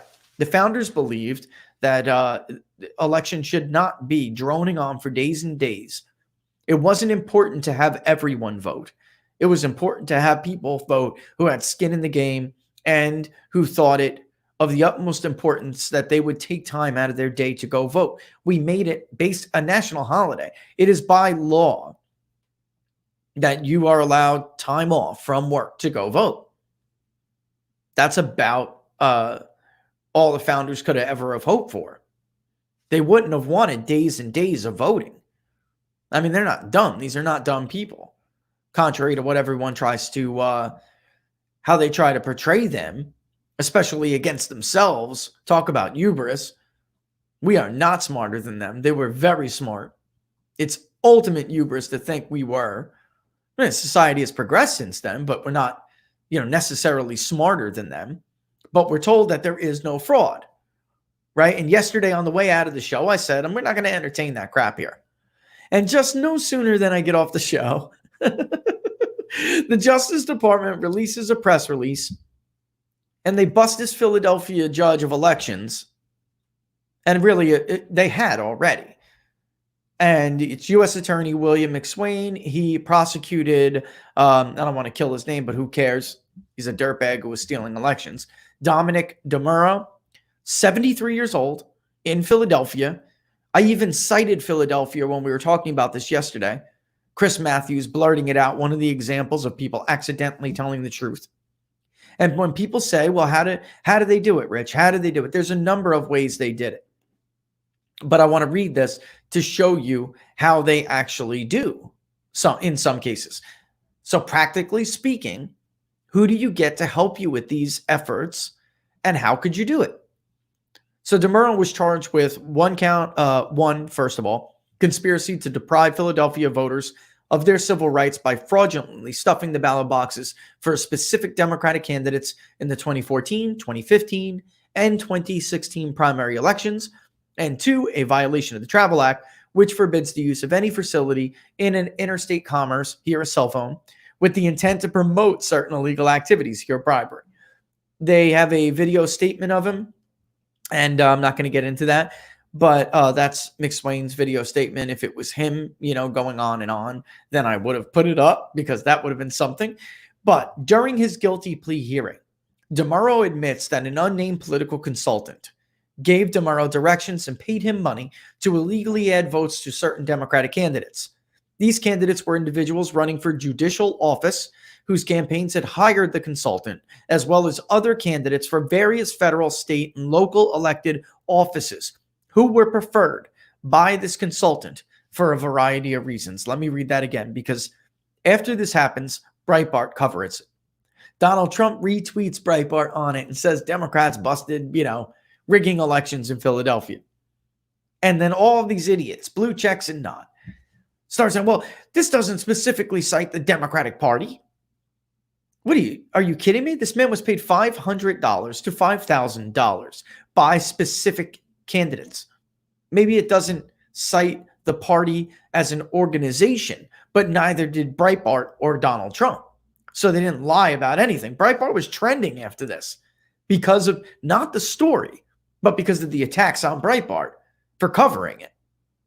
And they were accused of basically misleading people into thinking the Democratic Party does this systematically. They do this systematically. You think they don't know about this? Then why did Chris Matthews say it out loud on television? Why did Bob Beckel tell you that the Democrats in Fairfax County will write in as many absentee ballots as they need to write in to make sure Mark Warner beats Ed Gillespie? Why would they do that? All right, maybe does it have to be sanctioned by Tom Perez himself, or at this point, Donna Brazile or Debbie Wasserman Schultz? Does it have to be sanctioned by them specifically for you to blame the party for doing it? And Republicans cheat too. They tried to cheat in North Carolina in 2018. But it is generally not the case that Republicans try to cheat. Systematic voter fraud is on the left. Let's get real here. It's on the left, and even more specifically, it's on the left in urban areas. Even though they try to sneak in a couple hundred, like Bob Stefanowski. He almost beat his Democratic incumbent challenger in 2018. And then later to find out, they were taking like 200 here in a rural area, 400 there. In an election decided by a few thousand votes, maybe that 400 that they snuck in a ballot box in rural Connecticut somewhere, maybe that mattered. Just like George Mason University said the ballots that they stuffed in that were illegal, not illegal residents in North Carolina, they made a difference for Barack Obama in North Carolina in 2008 against John McCain. So it says, specifically says, he was paid to add votes for certain Democratic candidates. These candidates were individuals running for judicial offices whose campaigns had hired the consultant, as well as other candidates for various federal, state, and local elective offices. Folks, as somebody who polls for campaigns all the time, work for campaigns, there was no chance they didn't hire this political consultant and didn't know what he was about. If you believe that, then I'll echo Ron DeSantis. I got a bridge to sell you. If you believe that, I got a bridge to sell you. These people know who you are before they hire you. They're not going to hire anybody that may end up being baggage to them in some way on their campaign, for their campaign down the road. So if they make the decision to hire somebody like this, rest assured they know exactly who he is and what he does and why he's worth the money he's worth. All right? Anyway, the political consultant would solicit monetary payments from his clients in the form of cash or checks as consulting fees, and then use portions of these funds to pay election board officials, including DeMuro. The other shoe, what this should tell you, there's another shoe about to drop. This is how the Justice Department words stuff when another shoe is about to drop. And they even said it before. It's an unnamed political consultant right now, probably because that political consultant has probably flipped. I mean, I'm speculating here, but they're not naming him in the indictment. He says right here, that he paid other election board officials. The Justice Department isn't naming him because he's probably talking to them about who these other election board officials are. And we're going to find out who they are. So there's another shoe. Another shoe is about to drop. The other shoe is about to drop. And that's why you're not hearing about it. Of course, I'm speculating here, but that's how this stuff works. All right. Don't be surprised when the next press release comes out, is what I'm saying. Mentioning other people. After receiving payments, which range between, 300, not 5, and 5,000 per election, DeMuro added fraudulent votes on the voting machine, also known as ringing up votes, for the consultant's clients and preferred candidates, thereby diluting and distorting the ballots cast by actual voters. This is what I was trying to explain to you when we were talking about how in Florida there was a huge disparity between votes for Ron DeSantis and votes cast for governor, which was Ron DeSantis versus Andrew Gillum, and votes cast for Bill Nelson and Rick Scott. There were tens of thousands of variances in the ballot, and they blamed the way that Broward County designed the ballot for the variance. That's a load of crap. And then even, that the forecaster who shall not be named on this show, who's never pulled a day in his life and doesn't know anything about ballot design, whether it be an actual voting ballot or a ballot like you would use online to give people to take surveys. He's never done it in a day in his life. But he goes on to print up some apologist kind of article explaining how that could have been the case. And yes, I would concede that some of that could be the case, or it could simply be a very common case of ringing up votes, and that explains the variance. They could not take the race from Ron DeSantis. He was leading beyond the margin of fraud. But Rick Scott, that was a very close race. And ringing up votes, absolutely he could do it. They could do it. If they were allowed to continue to count and count and count and find provisional ballots here, absentee ballots there. In Broward County was one of those areas that I talked to you about last week when we were talking about Georgia, Fulton, and other areas in the country. I've just never seen what I saw that year. The API from the State Department comes in and tells us what the vote totals are for each category. So you have early mail, early vote in person, absentee ballot, early voting, absentee ballot, and then election day.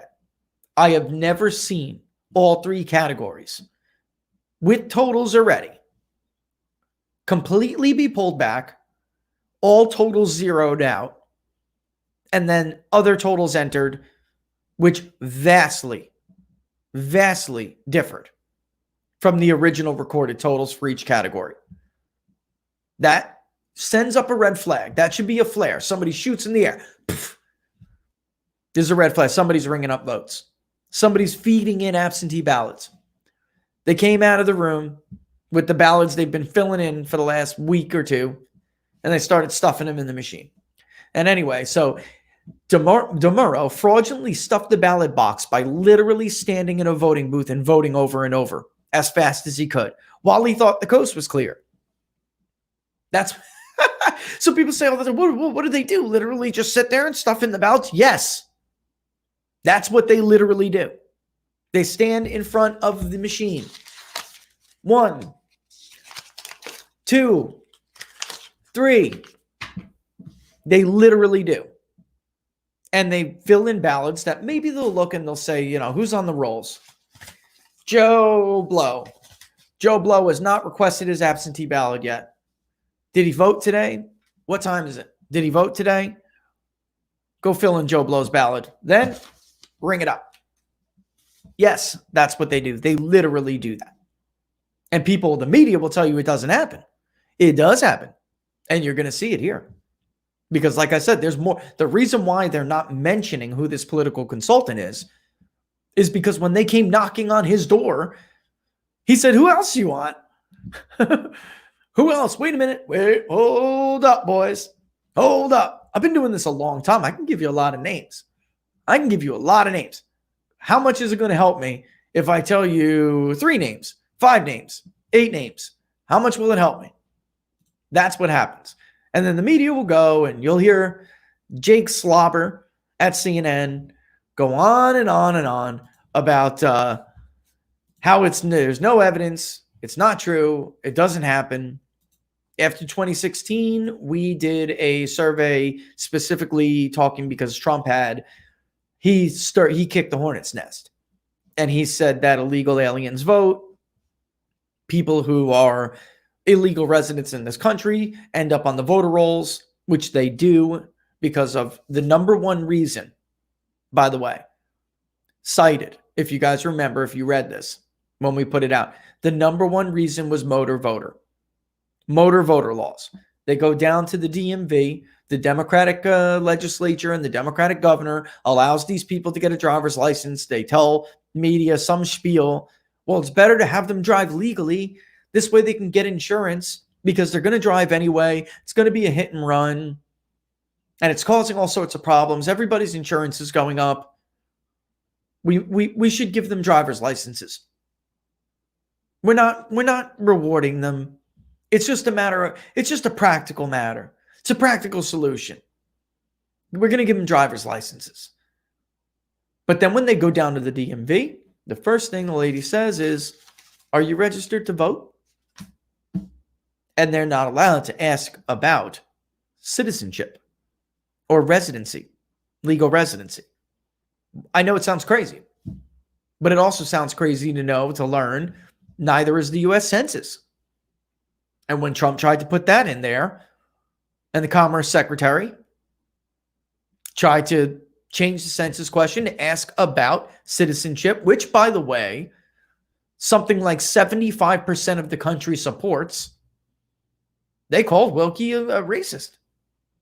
He's a racist like Donald Trump, even though 75% of the country doesn't. So overall, about 13% of those who said they were not legal residents told us that they were registered to vote. When we asked them how did they get registered, the first category with the most responses was motor voter. The second category was get out the vote efforts. So they were contacted by a campaign, by a party, by a candidate, by activist group, a registration activism group, whatever. Somebody contacted them, or they were walking down the road, and how the people that they're starting to be out by the post office over here now. Sir, you registered to vote? One of those people. One of the guys told us, it was in Arizona. This is funny. You'll find hilarious. One of the guys told us he ran into someone it was in Arizona, and it was a left-leaning group. And they instructed him on how to vote, how to get him to vote. And he went in there and he registered as a Democrat. And then he claims come election day, his absentee ballot was Republican. It was for Donald Trump. He voted for Donald Trump anyway, which we laughed at when we read. But it goes to show you that absolutely. And by the way, he did not use his home address. He used an address that he was given to use. They actually had several addresses for them to choose if they didn't have a residency or they couldn't prove legal residency. They actually had several addresses for him to choose. So people who tell you this doesn't happen, they're either A, ignorant, B, lying to you, C, sometimes it's a little bit of both. But anyway, McSwain goes on to say, this is an utterly reprehensible conduct. This is utterly reprehensible conduct. The charges announced today do not erase what he did. And this goes to the question from yesterday. Unfortunately, who asked me that yesterday? Maybe I'll even see you in here. I think it was Pauline. Unfortunately, that's the nature of this crime. This is a hard to prevent crime, damage is done crime. You only learn about it once it's over, it's done, it's finished. There's nothing you can really do about it to fix it when it happens. So it's unfortunate, but that's the truth. I don't know whatever happened to Mike Pence leading the Election Integrity Commission. That turned out that panned into nothing. When Republicans who were complaining about it the most, sorry, we're here, when they had the House, the Senate, and the White House, Paul Ryan wanted a tax cut. He wanted to give his benefactors a tax cut. Yes, 85% of Americans got a tax cut. That was good public policy. So I'm not in any way trying to, down the TC&J or the TCJA, whatever it is, Tax Cuts and Jobs Act. That was good public policy. It was. But was it a priority? Was it the first thing? Was it more important than securing the integrity of our elections? Was it more important to people who voted for Donald Trump than building a wall was? I don't think so. In fact, while Paul Ryan was begging Donald Trump to start off first with tax cuts, he was later meeting in the Mayflower with McConnell, and they were raising a glass and laughing about the idea of ever building a wall behind Donald Trump's back. So, everyone gets mad at Democrats for doing this. Like they got mad at Democrats in Arizona for taking advantage of what are really arbitrary and obscure voting laws in the state of Arizona. They should be mad at Republicans who ran that state for years. They didn't standardize the law. They allowed Maricopa County to open up voting precincts that were liberal voting precincts for 3 days while Republicans were not allowed to vote. God knows how many votes they rang up doing that, with nothing but other liberals by them.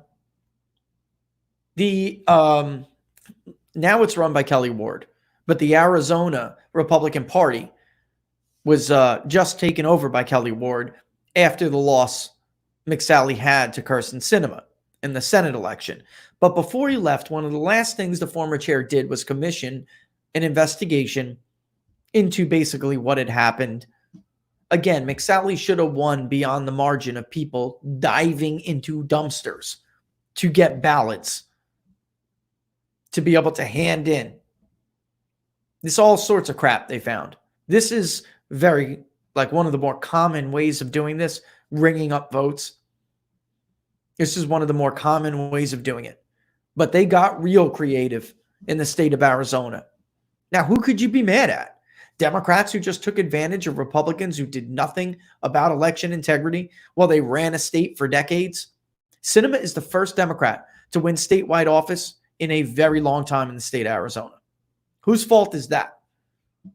Is that Kirsten Sinema's fault? Is it the Maricopa controller's fault? Or is it Republicans for not standardizing the law? Same thing like we have these problems now. Is it Democrats for taking advantage of it? Or should you just expect that behavior out of them? Maybe the anger would have been better directed at Paul Ryan. Right?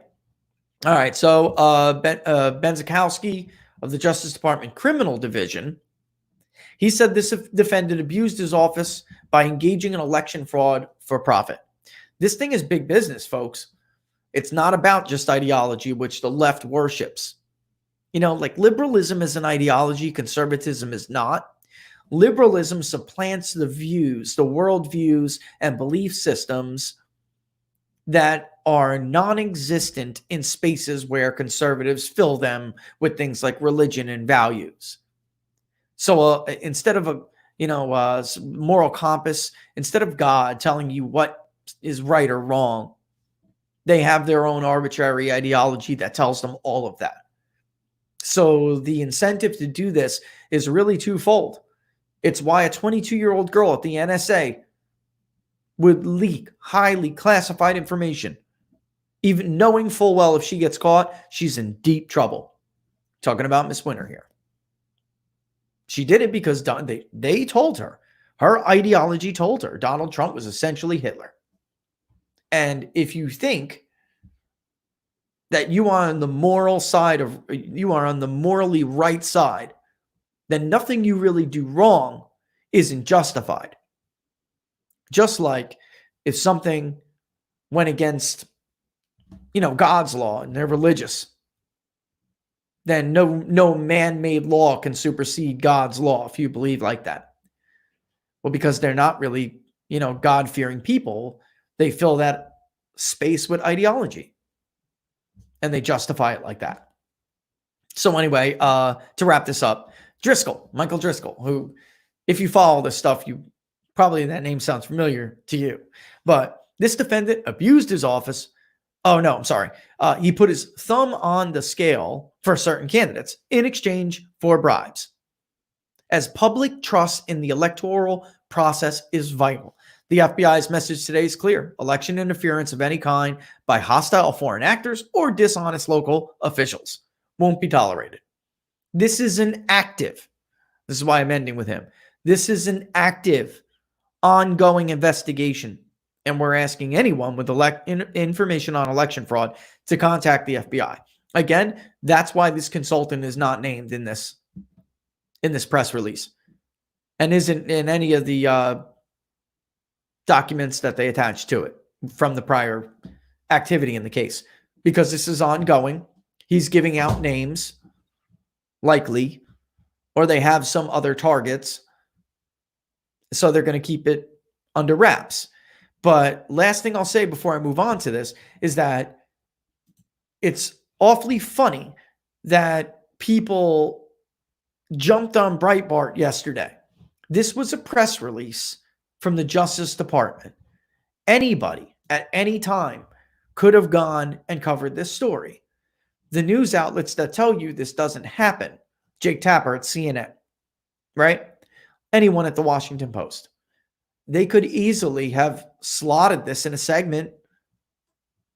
It's not, information Breitbart got from nowhere. This is any journalist who signs up, to get press releases from different agencies and governments. That's how a lot of them get stories. Any one of them could have covered that story. They didn't, because they want to be able to continue to tell you that election fraud is not real. It is real. Clearly, there it is, right there. But again, me, to wrap this up, me, you got to win beyond the margin of fraud. I don't like crybabies or whine afterwards that the election was stolen. It's quite possible that certain elections are, but it doesn't matter what they did in Broward County in 2016 because Donald Trump won the state of Florida by too big of a margin. There aren't enough votes in Broward County to write in to overtake his margin of victory. Clearly, in 2016, he won the state of Pennsylvania by 30-something thousand votes. All right? He did that even though they were stuffing ballots in Philadelphia, because obviously they were stuffing ballots in Philadelphia. And if you think some of those ballots were not filled in for Hillary Clinton, in that case, you're nuts. And that consultant, that's just one. They busted one election judge in one ward. So where else is it? Where else did they do that? And then, of course, you had the almost completely uncovered story about 100,000 non-legal residents on the, who voted in the state of Pennsylvania. So, it is what it is. Look, I'm going to do my spiel because it's 10 minutes too. And then, give some, if you got questions, and now's the time to answer them, to ask them. I got to the two that I thought were something we really could expand on. All right. But if not, then I'm going to roll on out of here because guess what today is? Picture day. Friday. You all know how I feel about it. It's picture day. I wait until the builder sends me pictures, and I don't want to sound like, I just want to share my happiness with you. But I literally go from Friday. I'm at the point now, because we've been doing this so long, I'm at the point now I'm just going Friday to Friday. Oh, look, that's a good one. This is a good one. I'll save my spiel to the end. Yup, picture day. Thank you. This is a good one. Ken Roeder. Can Biden really be leading in the polls? Yes, absolutely. I will tell you this. I will start to poll soon for clients. Looks like a media outlet, if not more, which I would rather see. But that's why I did the show that we did earlier in the week about the difference between national polls and the Electoral College, the relevance of national polls this cycle. Even if Donald Trump loses, we've been over the census data. I can't wait until it's done. We've been over, though, the trends and demographics now multiple times on multiple shows. Even if Donald Trump winds up losing this election, it will not mean that my argument is not accurate, which is that the ability of the national poll to predict movement in the states has been greatly diminished. It is not what it used to be. It is no longer really the leading indicator it once was, because it is so lopsided in high population centers that have been so greatly impacted by immigration that it's difficult to gauge from a national poll how the state of Ohio is going to vote or how the state of Florida is going to vote, which, by the way, I know some of you want to talk about that one too earlier this week. I think I mentioned a little bit about Quinnipiac. Florida, I would tell you folks to ignore Florida polls. If it's not mine or Ann Seltzer's, who I said I wouldn't name, but I'm going to name her. She deserves it. If it's not mine or Ann, who was polling for Bloomberg, I don't know what the hell happened. But last cycle, she was polling Florida for Bloomberg, and she was right. If it's not myself or Ann or I, ignore it. Quinnipiac at this point is so bad, they should just stop polling for a few cycles. Don't embarrass yourself. See how you do privately. And if you feel like you got a little bit better, you got a little bit more accurate, then you can come back and publicly poll again. But don't make me tell people about what you did in 2014 up on Capitol Hill. Don't make me tell people how you shopped around. Don't make me tell people how you changed that in 2016 because you lick your finger and you put your finger in the air to see which way the wind's blowing. Don't make me do it, because I will. I swear to God I will. But in the end, Ken, early polling is not very predictive at all, especially general election, national polling. Now, I think Donald Trump is in a far worse position than he was before the coronavirus came. The last 11 presidents in modern American history who have run with good economies have won. There have only been two elections when the president ran during a recession or an economic downturn in which they won. And everyone keeps using FDR as an example. People who support Donald Trump and argue that he's in trouble. He's not in trouble. Those people keep citing FDR, but the Great Depression happened before FDR. That is why Donald Trump is in a bigger problem here. That happened before FDR, and they didn't blame FDR. Even when he was already president, and then there were downturns, he was also widely beloved.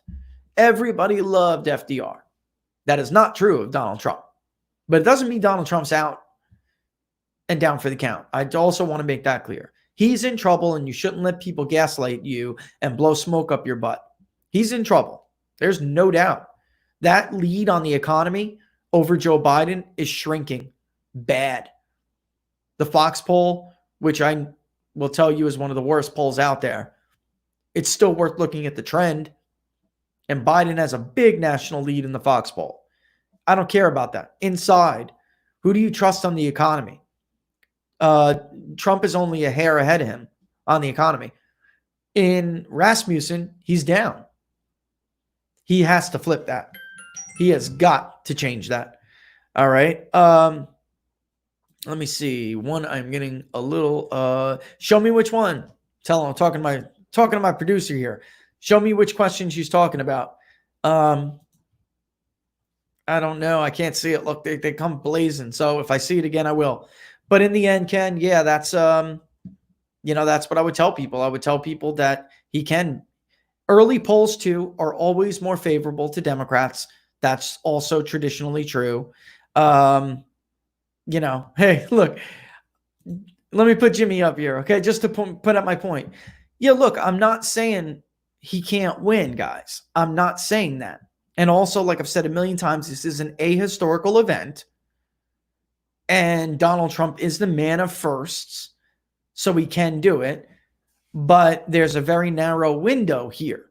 Because if the economy is bad, it's in bad shape, it doesn't come back as quickly as some of the people who, cheerleaded for this shutdown argued it would.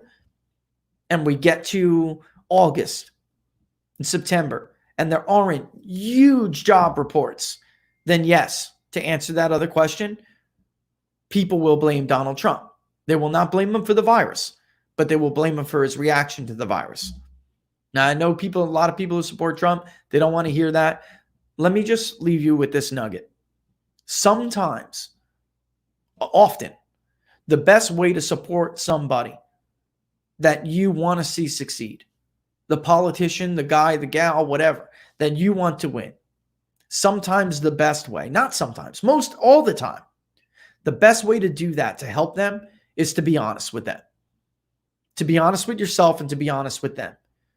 All over these years that I've been doing, and I started the PBD election projection model because it was so clear. I'm not going to, those who should not be named on this show, I'm not going to name them, but it was so clear. Their models were every wrong mistake, every wrong call that they had, stop texting me, every wrong call that they had was always one way. It was always one way. And that's why I started this thing. But I will tell you that the biggest reason, the biggest cause of those mistakes, whether it's on the right or the left, the biggest causes have been their inability, stop texting me, their inability to be able to put their own feelings down and to be able to look at the world through somebody else's eyes and somebody else's point of view. If I'm not explaining that, I don't know how else I could better explain it. But you have to take your own emotion and your own views and sideline them. You may want him to win, so you look for a silver lining. You may not want to see the danger in him doing this, so you look for the silver lining. But you have to think of it from someone else's point of view. You have to put yourself in the position of that working class person in the Rust Belt in the state of Michigan who voted Democrat for years, for Barack Obama twice, for John Kerry over George Bush. That's how long they've been doing it. Because that's who turned that election in Michigan, were older Democrats, older, working, still working, or working class who retired Democrats. That's who gave that election to Donald Trump. You have to look at it through their point of view. Not yours, theirs. And they took a chance on him. And they're going to ask themselves whether or not they think they made that the correct decision come 2020 in November. And that is the reason why, I'm not going to say their names, but this one over at one that starts with a number, this one at the University of this, that's why they're wrong. Because that is why they've been wrong in the past. They do not know how to look at the world through someone else's eyes. They don't know how to listen. They only know what they know, and they can't break from the bubble. So don't allow anyone to put you in a bubble. That's where I'm going. Try to critically think about this stuff and look at it through someone else's views, their experiences, and their positions. Well, we blew past it. I got to give my spiel here. Oh, I'm going to get yelled at. Hold on. One more to answer this question. Wow, that's a great question. You know what? That's why. Just to let you know, that is, I can't see the name of the user, but somebody, it looks like it's a girl, right? They said it's a woman. Does his choice for Natasha? It's Natasha's question. Does it Biden's choice for VP matter? Natasha, I'm going to do a whole show on that on Monday because that is such a great question. Well, not a whole show, but that'll be one of the main topics of the show. Typically, and I will show this to you on Monday, vice presidential candidates don't have the impact that some of the talking heads on television make him out to be. They just don't have that kind of impact. The strongest case for VPs matter, or VPs can help electability. One of the strongest cases, in my opinion, the strongest case, is Lyndon Baines Johnson being on the ticket below JFK. And I will show you that it didn't have that much of an impact. But the caveat, and why I want to make this a whole segment on Monday, is that Joe Biden is senile. Let's just be honest and real with each other, folks. If you're a Biden supporter out there, tough nuggets. If you don't want to hear this, he's senile. The man is not right. He's not going to serve out his term. He's definitely not serving a second term. If you vote for Joe Biden, you are voting for the people around him, and you are voting for his vice presidential nominee, which is why it does matter more this time. Now, will it help Biden? That's what we're going to talk about on Monday. And I'll give you a little bit of a spoiler. No. It can only not hurt him. Paul Ryan did not help Mitt Romney. LBJ did not really help JFK. But we'll talk about it, and I will show you numbers to back that up. All right? So again, guys, Friday was Freewheeling Friday, May 22nd. You're watching Inside the Numbers with the People's Pundit. I'm the People's Pundit, Rich Barrett. You guys can follow me at Peoples_Pundit on Twitter. If you are watching on YouTube, before we kick rocks here, don't forget to like or subscribe to the YouTube channel. Go ahead and like the videos. We always get those trolls who give us the downs. Go ahead and like them before you leave, and hit that notification bell so you get notified before we go on.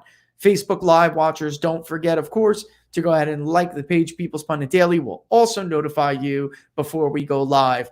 And then just mosey on over to the other pages and like this one, subscribe to that one, because we just want the metrics, of course, right? The ultimate way, folks, to subscribe to support the show is to subscribe. And you can do that by going to ppdnews.us/subscribe.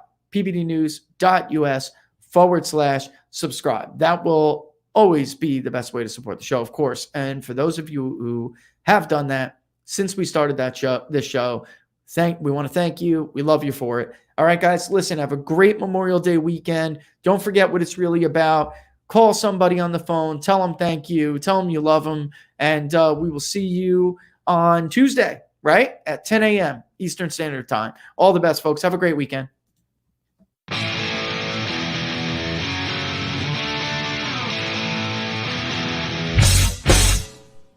How much you wanna bet that I can get you back inside your head before the summer ends, and spread a little love just for a little fun? I'll make you come back to me before the rise of every sun. Baby, it's meant to be. I know you got a man, but he don't understand. You're gonna be a heartbreaker.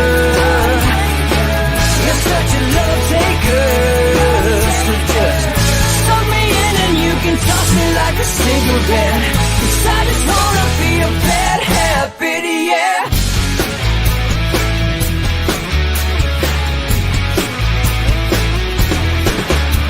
There's rhythm in our love, it's impressive, excessive.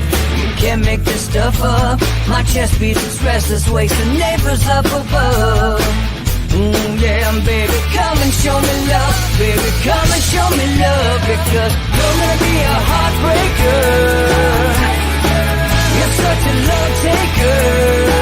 So just suck me in and you can toss me like a cigarette. 'Cause I just wanna be a bad habit, yeah.